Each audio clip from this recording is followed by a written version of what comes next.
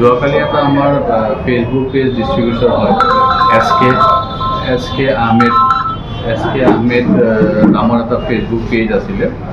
সেই পেজটোত তাৰমানে কিছুমান অবজেকশ্যনেল কথা দিছে জুবিন গাৰ্গৰ মৃত্যুক লৈ পেলাই, আৰু ভিডিঅ'টো বিকৃত কৰিছে, আৰু তেওঁ তাতে নিজেও কিছুমান কমেণ্ট লিখি পেলাই এইটো চাৰ্কুলেট কৰিছিলে তেওঁ নিজৰ পেজত। সেয়া অনুসন্ধান কৰি আমি ইজামুল হক বুলি এজন ব্যক্তি জুৰিয়া, তেওঁক আমি আজি এৰেষ্ট কৰিছোঁ, আৰু তেওঁক কোৰ্টত এতিয়া বৰ্তমান প্ৰডিউচ কৰা হৈছে।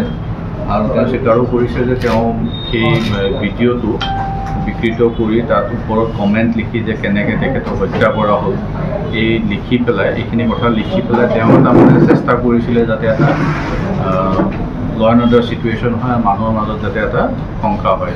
ইতিমধ্যে CID যিহেতু ইনভেষ্টিগেশ্যন কৰিয়ে আছে, তেওঁ সুকীয়াকৈ ইনভেষ্টিগেশ্যন কৰাৰ কোনো অধিকাৰ তেওঁৰ নাই।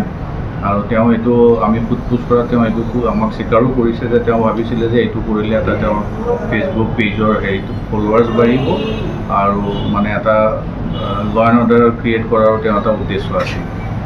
সেই মানুহজনক আমি এৰেষ্ট কৰিছোঁ, আৰু এতিয়া আমি কাষ্টডি বিচাৰিছোঁ, আৰু তেওঁৰ মোবাইল হেণ্ডছেটো চিজ কৰা হৈছে।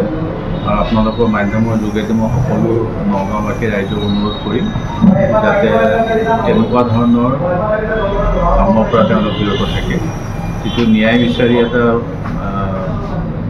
জাষ্টিছ ফৰ জুবিন যিটো আপোনালোকৰ আমাৰ ডিষ্ট্ৰিবিউচন হৈ আছে, সেইটো আপোনালোকে কৰক, কিন্তু বস্তুটো বিকৃত কৰি অন্য ৰূপ দিয়াৰ চেষ্টা কৰিব নালাগে। মই সেইটোকে আপোনালোকৰ চেনেলৰ প্ৰতি সকলোকে আহ্বান জনাওঁ। তেখেতৰ ঘৰ জুৰিয়াত, তেখেতক আমি আজি এৰেষ্ট কৰি এতিয়া কোৰ্টত বৰ্তমান আছে, আমি কাষ্টডি আমি 3 দিনৰ কাৰণে বিচাৰিছোঁ।